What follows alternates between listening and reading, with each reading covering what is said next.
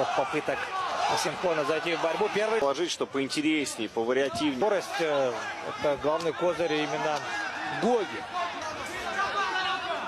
Ту секунду. Шанс прихвата. Да, навстречу хорошо прошивает корпус. 1,5 минуты примерно под этот заход в борьбу. Алексей Маклой отмечал. Корот. Именно из этого. Шаматава сейчас на спине будет так по чуть-чуть перемещаться. Шаматава но продолжает прессинговать.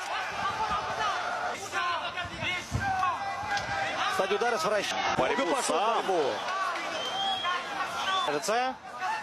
Ну вот я слышу, Питагоров просто голос с Рахмоновым все-таки стоит вот именно в стойке. Здесь, да, хорошо. Через обманное движение. Сложно сказать, но... Это невероятно, конечно. Посмотрите, в каком состоянии сейчас Шаматава. Ну, не знаю, можно ли этот нокаут назвать гангстерским. Асимхон Рахмонов этой победой.